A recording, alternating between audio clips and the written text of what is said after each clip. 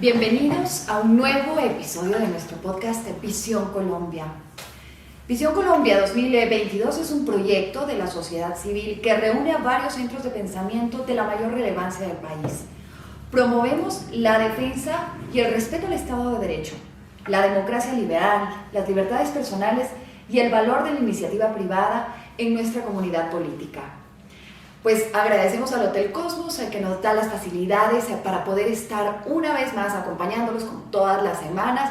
Gracias a quienes se van uniendo a escucharnos, a compartir en nuestros podcasts, y gracias también a Corporación Pensamiento Siglo XXI, a Nueva Democracia, a Libertad, Mejor Así, Derecho Justo, y por supuesto a todos nuestros invitados que en cada episodio están junto con nosotros compartiendo y apoyándonos en esta iniciativa. Hoy, un tema realmente interesante. Tanto mercado como sea posible, tanto Estado como sea necesario. Y como ustedes saben, mi coequipero ya está aquí. Rodrigo, bienvenido. Arranquemos entonces. Tanto mercado como sea posible, tanto Estado como sea necesario. ¿Qué plantea Visión Colombia con respecto a esto?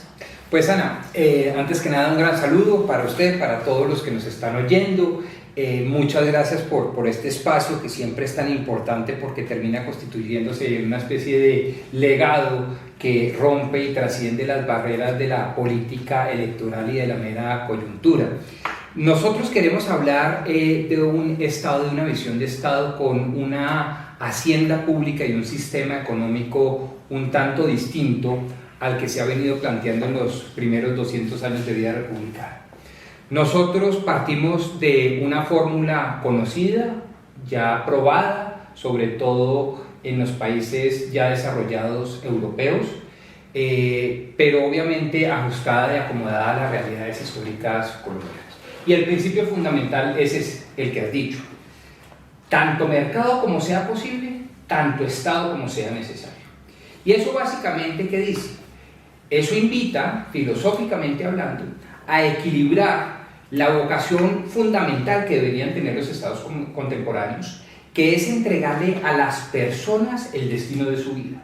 Es decir, creemos ciegamente en las libertades personales.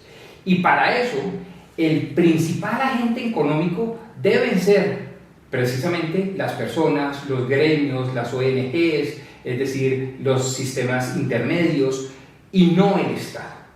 Pero el Estado, no obstante lo cual, tiene que entrar digamos, y no solo de manera concurrente, sino subsidiaria, a trabajar todos aquellos aspectos y en todos aquellos sectores y en todos aquellos territorios en donde el mercado no quiso o no pudo llegar. Y por supuesto que no podemos abandonar desde un Estado contemporáneo esas regiones y esos sectores. Y por eso se dice, tanto mercado como sea posible, hay que tener mercados robustos, libres, ricos, prósperos, desarrollados, tecnificados, con alta ciencia y tecnología, pero a su turno, tener un Estado muy competente, que sea muy vigilante, de poder llegar allí donde el mercado y sus agentes no pudieron llegar. Es decir, estamos hablando de que esto nos trae una libre competencia, que no es un deber únicamente de los empresarios, sino también es un derecho que tienen los consumidores. Exactamente. Pero aquí el Estado debe cautelar, regir, castigar. Pero no solo como función arbitral, sino también, esa es nuestra visión, harto criticable por supuesto, pero no la jugamos por ella, que el Estado sea un agente, en ocasiones hasta protagónico del mercado, pero que no sea ni el regulador, ni el director, ni el dueño del valor, llamémoslo así. El Estado no solo es un árbitro, sino que puede llegar a ser agente, pero con unas reglas. Y voy a simplemente poner unos ejemplos que vamos a desarrollar seguramente más adelante. El Estado, por ejemplo, no puede ser un Estado monopolístico. Nosotros no creemos en los monopolios, ni públicos ni privados, excepción hecha naturalmente del uso legítimo de la fuerza y del monopolio de las armas. Nosotros creemos en una libertad privada muy bien desarrollada, personal, empresarial, comunitaria, y por supuesto en una libertad pública, que los entes territoriales, las sociedades de economía mixta, las empresas industriales y comerciales del Estado, etcétera, etcétera, etcétera, puedan ser agentes del Estado, pero no son, repito, los dueños del balón. Ok, y vamos a ir definiendo esto. ¿Quién define ese estado necesario? ¿Qué pasa con la competencia extranjera? ¿Quién prohíbe el abuso o esa posición dominante del Estado? Una serie de preguntas que tenemos. Por eso quiero dar también la bienvenida a Rodrigo Galarza, abogado de la Universidad del Rosario, especialista en banca de la Universidad de los Andes. Ha sido director jurídico de Asobancaria, gerente jurídico de la Bolsa de Bogotá, vicepresidente ejecutivo, secretario general de Asofondos. Desarrolla su práctica privada en Galarza Abogados desde hace 14 años en temas de derecho financiero y mercado de capitales. Además de ser miembro del Comité Directivo de Emisión del Mercado de Capitales 2019, es miembro independiente de juntas directivas. Bienvenido, gracias Rodrigo por medirse este reto de aquí charlar con nosotros un poquito sobre temas que a ratos nos pueden resultar bastante complejos de entender al ciudadano de a pie, pero bastante necesarios para poder tener una lucidez de hacia dónde queremos enfocar, cuál es el rol del mercado, cuál es el rol de Estado. Venías escuchando a Rodrigo y yo quiero opinar, ¿está usted de acuerdo? Pues Ana María, en primer lugar, muchas gracias por la invitación a mi tocayo, a Rodrigo. Hoy somos los Rodrigos. Los Rodrigos. Sí. Eso se puso de moda. Pues en primer lugar, de nuevo, muchas gracias. Yo coincido en buena parte con lo que señala Rodrigo Pombo, pero tengo unas diferencias puntuales. La primera de ellas es, la pregunta esencial que uno debería formularse es, ¿qué es lo que soluciona un problema? ¿El mercado en un momento determinado o lo soluciona el Estado? Esa debería ser la pregunta fundamental, porque aquí, y en esto uno tiene que mirarlo de manera amplia, uno no puede casarse con una ideología o con una tesis si no resuelve el problema. Si una cosa que uno puede calificar en principio de izquierda soluciona un problema, uno debería intentarlo. Si el mercado no funciona apropiadamente, el Estado debe intervenir, y no por esa intervención estamos abandonando la economía de la tesis de mercado. Entonces estamos hablando de que siempre va a haber un mercado, siempre va a haber un Estado. Lo que necesitamos descifrar es en qué dosis variables hay. Y en cada momento para cada tema particular. Y doy ejemplos, ¿sí? En el caso de la salud en Colombia, la Constitución habilitó la prestación de los servicios de salud en manos de los particulares. El Estado desarrolla el sistema de salud, lo regula, lo interviene y dejó que los agentes privados entraran a prestar el servicio. El sector privado lo hizo. Sin embargo, existen fallas de mercado que son evidentes. Por ejemplo, en los territorios apartados, las grandes compañías prestadoras de salud no llegan. Entonces, ¿qué va a hacer el Estado? ¿Tiene que llegar? ¿Quedarse cruzado los brazos? No, la solución debe ser mixta, ¿sí? Permite la intervención de los particulares que desarrollen el mercado, lo regulo para proteger al consumidor, para proteger a los usuarios, para proteger en general a la sociedad, pero donde no está operando el sistema, allí debo intervenir. Esa es una solución práctica, ¿sí? Que en este caso no se opone a la economía de mercado. Entonces estamos hablando, el mercado es insustituible, o sea, no podemos sustituirlo. Pero como mecanismo de producción, ¿no es cierto?, a veces tiende a distribuir de una forma inequitativa. No todos tienen las mismas capacidades, no tienen las mismas competencias, lo que usted decía, diferentes oportunidades y tiempos, y esto va creando brechas y dificultades. Entonces, les pregunto a los dos, de acuerdo a sus visiones, el Estado, si bien tiene defectos, que puede cometer excesos, falta de premios, falta de castigos, etcétera, etcétera, ¿cuál es el justo? ¿Hasta dónde va el límite? ¿Hasta dónde es ese tire y afloje que permite que no perdamos esas libertades, que haya una libre competencia, que las empresas puedan desarrollarse, tengan esos estímulos para desarrollarse? Mire, yo creo que estamos diciendo quizás con distintas palabras la misma idea. Evidentemente hay que buscar un equilibrio entre, digamos, las libertades personales y el interés general manifestado en el bien común. Está clarísimo. Y para eso se necesitan, a mi modo de ver, dos cosas. Primero, abrazar sincera y sentidamente el hecho de que la estructura genera comportamiento y por lo tanto una visión de país se requiere para decir, oiga, la estructura general del Estado en lo que tiene que ver con la hacienda pública y el sistema económico es básicamente esto. Eso es un derecho fundamental de todos los ciudadanos, de todos los habitantes, saber qué piensa y hacia dónde está inclinado el Estado en estas materias. Y segundo, yo creo que los estados contemporáneos deben siempre hablar de, digamos, tendencias o preponderancias. Esto es, mira, Ana María, y yo creo que aquí Rodrigo también podría estar de acuerdo conmigo, nuestra visión es, uno no se casa con un dogma, pero uno sí tiene que inclinar la estructura del Estado hacia alguna parte. Y nuestra inclinación es esa. Nuestra inclinación filosófica es realmente, una vez establecidas de manera muy pluralista, incluyente, debatible, sindérica, la regla de juego económica, son los agentes del mercado los protagonistas, no el Estado. Y el Estado obviamente tendrá que mentir, pero no solo en casos particulares, no solo en ausencia de mercado. Son ellos quienes definen cuál es el Estado necesario. Claro, y no solo eso, son ellos los que definen, son ellos los que Rodrigo, definen. meta cuchara, Claro. meta cuchara, no le vi convencido ahí. No. Digamos, ¿cuál es la razón de ser del Estado? ¿Por qué nace el Estado? ¿Para qué nace el Estado? Pues por un hecho evidente, es que las sociedades no se autorregulan. Y como las sociedades no se autorregulan, necesitamos crear El gran hermano. ¿sí? El Estado, ¿no es verdad? Con unas reglas de juego. Ahora, las sociedades escogen reglas de juego. Yo coincido en que lo mejor para una sociedad son unas reglas de juego donde prime la libertad, donde haya respeto a los derechos individuales, donde haya garantías a los derechos civiles, donde haya economía de mercado, donde haya respeto a la propiedad privada, todo eso. Entonces, esa regla, para el caso nuestro, ¿sí? Existe. La pregunta es uno cómo la desarrolla, ¿cierto? Y ahí es donde las sociedades tienen que hacerse una siguiente pregunta, es ¿cuál es la única función que debe tener el Estado? Conceptualmente hablando, pienso yo, debe ser la de generar las mayores condiciones de bienestar para el individuo, ¿de acuerdo? ¿Cómo se logra? De nuevo, viene el problema del asunto concreto. En algunos eventos se requiere más Estado, en otros menos. En algunos eventos el Estado abusa, como también abusan los particulares, ¿no es verdad?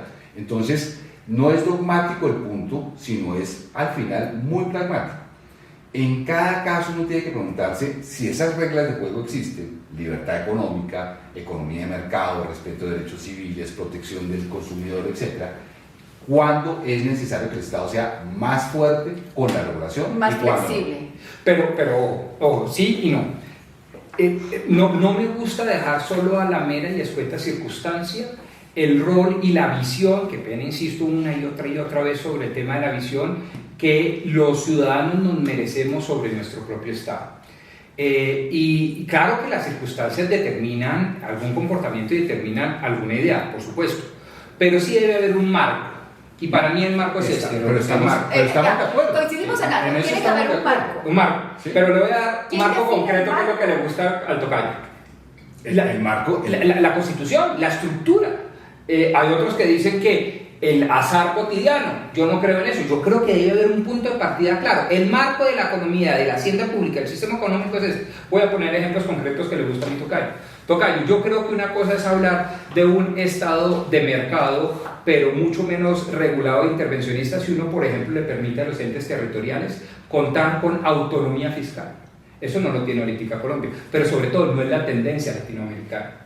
¿Sí? Yo, por ejemplo, creo que hay que jugársela, y lo tiene Colombia, pero tiene que profundizarse muchísimo más, con una banca central cada vez más autónoma e independiente. Eso se está perdiendo en el contexto latinoamericano post-pandemia. Yo, por ejemplo, creo que dentro de la estructura y del marco que yo llamo de visión de país, debe haber, digamos, una suerte de técnica de la autoridad. ¿Qué es la técnica de la autoridad? Simplemente la Constitución prohíbe, antes que permite una cantidad de cosas al Estado y le entrega una cantidad de facultades, competencias y derechos, lo limita a través de unas prohibiciones. Eso genera mucha más libertad a los agentes de mercado. Ese tipo de cosas son concretas y hacen parte de una estructura que deberían hacer parte, a su turno, de una constitución política. Y esa es la tendencia y esa es la preponderancia a la que yo me estoy refiriendo. Pero Rodrigo, fíjate que ahí hay un punto de fondo en el siguiente sentido. Estructuralmente, la Constitución puede ser o no ser garantista o provisionista. ¿no es verdad? Y en el caso de la nuestra, lo que tenemos es una constitución que es casi una ley de la República.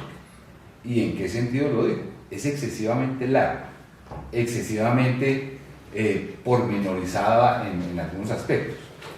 Y aparte de eso, le delega al Congreso un montón de facultades para que reglamente lo que ella ya dijo cómo debía ser. En mi opinión, las constituciones, las mejores constituciones son las breves. ¿Sí? Totalmente de acuerdo. ¿De acuerdo? Sí, las más concisas, las que no tienen Las que complejidad señalan los principios. claros. Y en eso podemos estar de acuerdo. ¿Cuáles son los principios que rigen, digamos, la hacienda pública del Estado colombiano? Yo diría, el gran problema en el caso de Colombia es que a todo lo acompañamos de lo social, ¿sí? Y eso es un error, ¿sí? Yo vengo sosteniendo hace bastantes años que lo que deberíamos hacer es borrar la palabra social de la Constitución y con eso queda arreglado todo. ¿Sí? Bueno, eso son palabras mayores. Eso son palabras Y mayores. ese es el debate. Sí, pero es un gran debate, ese sin es el duda. debate. Sí, señor. Dígame Porque qué gasto podemos no es dejar social. para otro podcast. Sí, Dígame ¿Estado que- de Derecho o Estado Social de Derecho? Dígame qué gasto no es social. Sí, de acuerdo. De acuerdo. ¿Cuál no lo es? Es más, el Estado por definición es social. Así, la ¿Verdad? definición etimológica es social. Pero, Conglomerado social. claro, si no tuviéramos esa palabreja en la Constitución nuestra, la Corte no se permitiría las licencias de decir lo que dice. Y las leyes tendríamos unas leyes bastante menos complejas de las que tenemos hoy. Sin duda. Porque el tema es de principio. De acuerdo. ¿Sí? Entonces llegamos a un acuerdo, doctor Rodrigo. Sí, sí. Ya el segundo, porque el de tanto mercado como sea posible, tanto Estado como sea necesario, también estamos de acuerdo. Ahí es donde yo tengo una diferencia sustancial. Ese es un lema que da para todo, ¿no es verdad? Fíjense que la tercera vía tiene exactamente el mismo principio. Sin duda. ¿No es verdad? Y la tercera vía es una cosa complicadísima. Pero interesante, apasionante. Pero me parece. complicadísima. Sí, pero respetabilísima también. Lo que pasa es que la tercera vía se tomó, para el caso concreto, y aquí haciendo una especie de paréntesis para nuestros oyentes, se tomó unas ideas que realmente venían siendo las ideas de, hasta donde yo tengo entendido, de la escuela de Friburgo, escuela alemana, por cierto, y que empezó a decir cómo podemos desde el Estado, sin ahorcar las libertades individuales, salir de la crisis que generó la Segunda Guerra Mundial, la posguerra. Y entonces los de la tercera vía dijeron, lo del liberalismo clásico no me suena tanto y estos se han vuelto muy libertarios, pero evidentemente el fracaso comunista pues ha sido evidente, y entonces llamaron a la tercera vía. Pero no es, a mi modo de ver, en este aspecto de la hacienda pública, del sistema económico, muy lejano o nada muy distinto a lo que Konrad Adenauer y sus amigos alemanes hicieron para alcanzar el gran milagro económico alemán. Esa es mi teoría. Es una buena teoría, pero déjeme, me regreso a lo que usted estaba planteando. Autonomía fiscal de los territorios. Sí. Muy bien. Para eso necesitamos nueva economía en esos territorios. ¿Es cierto? ¿Sí? Porque el gran problema de la centralidad o de la descentralización bajo un estado de mercado es que no tenemos reglas que les permitan competir a las propias entidades territoriales. ¿Cómo compite Bogotá con Medellín si tenemos las mismas reglas de impuestos, las mismas reglas de ICO, las mismas reglas de predial? Bueno, Bogotá con Medellín, pero vámonos con Bogotá con Chocó. No compite. Con el Chocó, con Pero, Mitú, claro, pero tienen la misma regla laboral y por eso tampoco compite. No, por exacto. ¿Sí? Y yo soy un defensor, por ejemplo, del salario mínimo diferencial por región. Entre otras razones, porque no es el mismo el costo de vida Por supuesto. en el Chocó, en Cartagena o en Pasto, y porque las condiciones medioambientales son también diferentes. Ellos trabajan distinto, a un ritmo diferente. Por supuesto. ¿Sí? Luego, esas son las reglas que uno debería fijarse más en términos de cómo quiere la autonomía de las entidades territoriales más que autonomía fiscal. ¿Sí? Porque usted dice autonomía fiscal, listo, cada quien pone su tributo y pasa. Yo sí creo. Debería que es el conjunto de Claro, reglas estamos que de acuerdo. deberían llevarse Sí, a eso. sí, estamos de acuerdo. Eso tiene un peligro en el caso de países como los nuestros en América Latina, es que somos muy jóvenes, 200 y tantos años en el caso de algunos, y eso nos podría llevar a una federalización o a un desmembramiento de territorios que todavía son muy grandes, ¿no es verdad? Fíjense que en este momento, para el caso de Colombia, ¿sí? En el sur se está hablando de separación del sur, ¿sí? Sí. Del Cauca, de Putumayo y de Nariño, ¿sí? una segregación territorial. Imagínese usted que le da el paso de decirles y les doy autonomía fiscal de entrada. Pero se los facilita. Se la pongo más grave. Se la pongo más grave. En nuestra visión Colombia, para que se aterre usted, consagramos en el cuerpo del ordenamiento territorial una cláusula que se llama la escisión territorial.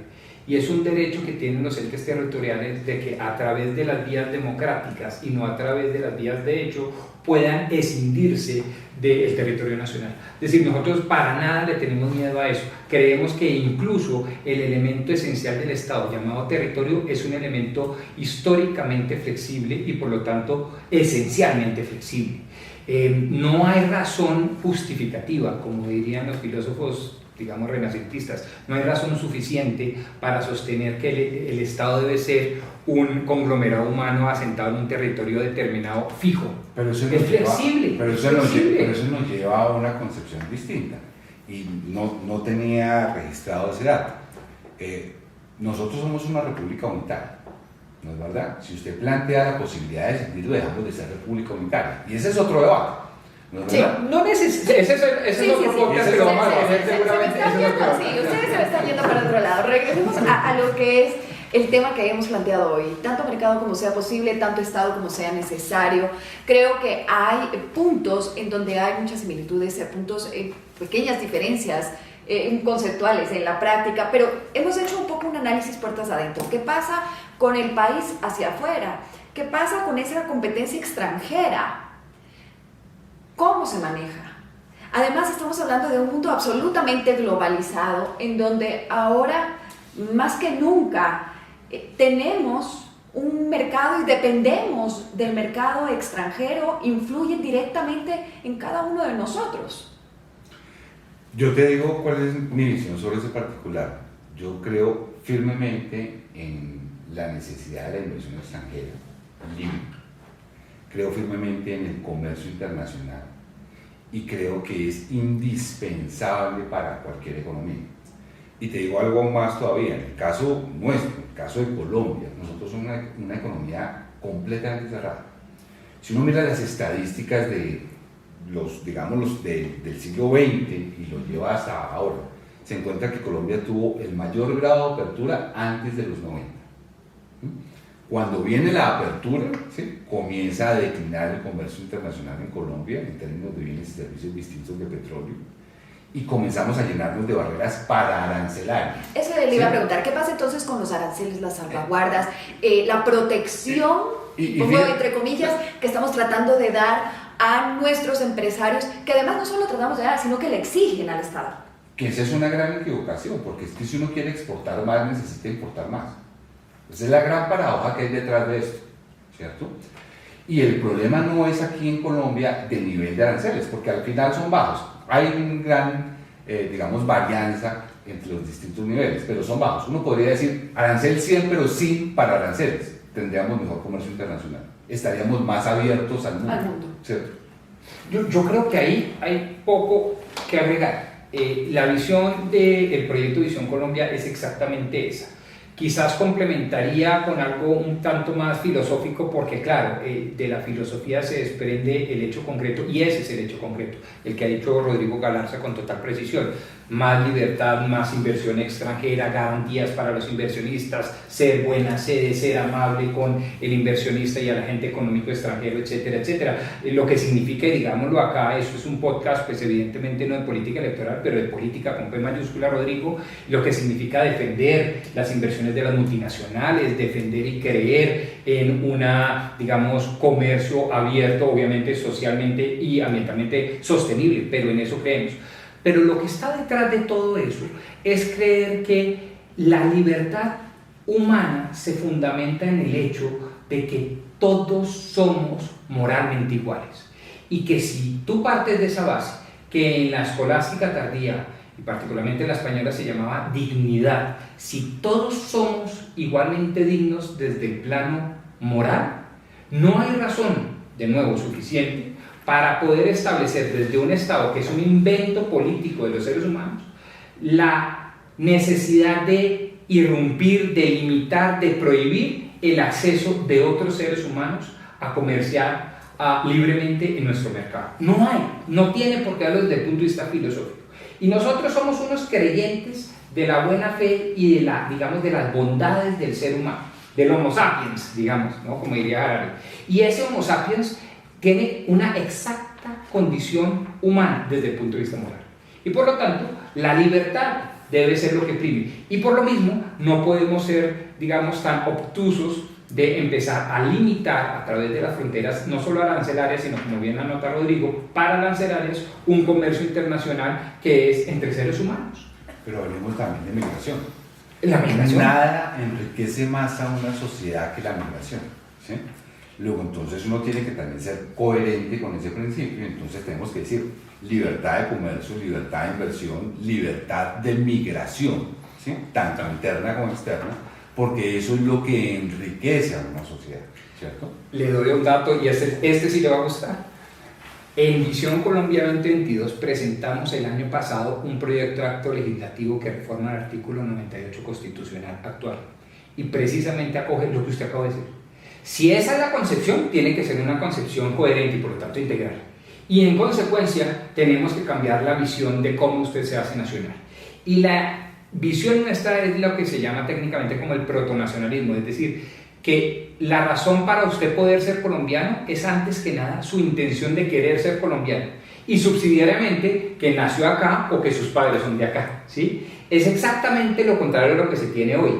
Entonces, lo importante, y eso es lo que queremos, obviamente usted ya se podrá imaginar el estado del arte de ese proyecto de acto legislativo, quedó engavetadísimo, pero sí esa es la idea, estoy totalmente de acuerdo, ese proyecto le va a gustar a usted mucho porque es justificadamente cómo debemos cambiar el paradigma de la migración, de la nacionalidad para la migración. Ustedes se me han ido por otros temas. No, pero todos, sí, exacto. Les he tenido que regresar. Sigo con una pregunta. ¿Qué tanto Estado? ¿Cuál es el rol del Estado? ¿Cómo debe intervenir en la actividad económica? Miren, yo creo que el Estado tiene un rol central en fijar las reglas de juego y cómo las fija democráticamente a través de elecciones con sus representantes que se reúnen y toman unas decisiones. La pregunta de nuevo es de grado, ¿sí? ¿Dónde debo intervenir y para qué? El dónde, respetando el principio filosófico al que hemos llegado, es en aquellos asuntos o materias en los que exista una falla, ¿sí? Que deba ser corregida. ¿Por qué? Porque, insisto, el papel del Estado es generar condiciones de bienestar para la sociedad. Si el grado de intervención genera frustración, choques, roces o fricciones con ese grado de bienestar que requiere la sociedad y el individuo, esa norma claramente no debería existir. Sí, exactamente, lo pongo un poco distinto en 5 temas. Primero, el Estado evidentemente tiene que garantizar un debate muy democrático, muy amplio, muy incluyente, muy pluralista para crear las reglas de juego de mercado económico. Segundo, tiene que garantizar las condiciones de orden público para que se pueda actuar con libertad, con verdadera y genuina libertad. Tercero, debemos garantizar del Estado y solo a través de él las relaciones internacionales. Ese es un manejo, digamos, casi que monopolístico, eso no le puede delegar a través de concesiones o de cualquier otro tipo a los particulares. Pero usted tiene una contradicción, doctor, porque si usted permite que haya decisión territorial, inmediatamente está dando la habilitación para que haya relaciones internacionales de ese territorio. Pero una vez dividido. No, pero desde antes, porque es que los estados soberanos no nacen de un día para otro. Los estados soberanos nacen con apoyo externo. No necesariamente. Claro que sí. No. En la historia no hay un solo territorio que se declara autónomo con apoyo externo. Pero, bueno, ese es un elemento. Ese es uno de los 3 elementos esenciales del Estado. Son territorio, población, soberanía, y hay, como usted, quienes creen que tengan que tener legitimidad o respaldo internacional. Yo la verdad creo que ese elemento exógeno no hace parte de los elementos esenciales. Pero si así fuera, mi estimado tocayo, la invitación de Visión Colombia es no a que se decida Colombia, sino todo lo contrario, a que se federe hispanamente, pero que sí se permita la ventana de la decisión territorial. Pero ese es otro podcast y obviamente estará más que invitado. Pero a donde yo quería llegar con todo esto es que las relaciones internacionales, en tanto que hablemos de un Estado, federado, confederado, con pasibilidad o no decisión, eso es otro debate, pues tiene que estar, digamos, relegado a el Estado. Y es que sucede allí cuando la regla que fue creada a través del sistema democrático es rota, digamos, y esclavizada por los particulares. Ahí el Estado entra a definir la cosa, es decir, el Estado es un juez y debe ser el juez. Pero lo vas a romper en sentido positivo y negativo. Me explico. Cuando hay una falla porque el mercado no llega o cuando el mercado abusa. Sí, señor. ¿No es Ya, verdad? Ahora, hay un elemento que quiero agregar a eso y es el tema de justicia. Nada de lo que hemos conversado acá, sí. nada, ¿sí? Nada funciona. Opera si el aparato de justicia es ineficaz, es inoperante. ¿Sí? Y el sistema de justicia yo creo que es el elemento central en una economía de mercado. Y ahí hay cosas que son complicadísimas. ¿Quién, digamos, en la teoría clásica de la división de poderes, que existe el poder judicial, el legislativo y el ejecutivo, pues los jueces son autónomos, son una autoridad, pero fíjense usted que en el caso de Colombia, de nuevo, hemos venido desjudicializando un montón de funciones y trasladándoselas a las superintendencias. Eso claramente es equivocado, ¿sí?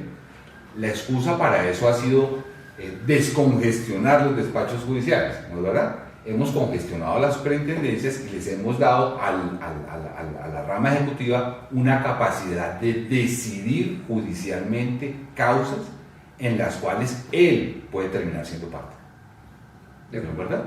Entonces, sin un elemento central en esta discusión de cómo debe operar el sistema de justicia, bajo qué reglas, ¿sí? Y ese es un caso típico de intervención del Estado, estaríamos en problemas. Absolutamente de acuerdo. No le agrego nada para no tirarme lo que acabo de decir, Rodrigo. y bueno, yo creo que vamos a ir terminando. Pues después de esto me quedo con una cosa que tenemos como 18 podcasts con Rodrigo Galarza pendientes. Bienvenido, para algunos temas que quedaron planteados, que tenemos muchas similitudes, que Visión Colombia, pues el objetivo es hacer de Colombia un país donde las personas, sus familias puedan vivir en un entorno de justicia, orden, libertad, que tengan un desarrollo económico y social que les permita una movilidad social activa, efectiva, para salir de la pobreza, a partir de la conservación de un medio ambiente sano y sostenible. Dentro de nuestros pilares está el promover una economía social de mercado y libertad de empresa con equidad y con inclusión. Esto tendremos que ir todavía conversándolo, porque yo creo que hay bastante tela por cortar aquí. Quiero de verdad dar las gracias muy especialmente al doctor Rodrigo Galarza por habernos acompañado aquí. Ana María, encantado. Bueno, muchas gracias. Ha sido de verdad una dicha poder compartir este espacio, absolutamente enriquecedor. Rodrigo, usted, bueno, parte de la casa, mi coequipero, ¿qué puedo decir? Es un placer poder hacer cada semana un podcast nuevo. Cada semana darles un poquito más de la visión que tenemos, de lo que soñamos. Visión Colombia, una Colombia, un país soñado pero posible, donde estamos todos entramos y todos tenemos que empujar con fe, con esperanza, ejecutando, haciendo que las cosas se hagan posible. Nos vemos la próxima semana en un nuevo episodio. Y nuevamente gracias al Hotel Cosmos 100 que nos abre las puertas y nos permite compartir este espacio con ustedes. Nos vemos la próxima semana.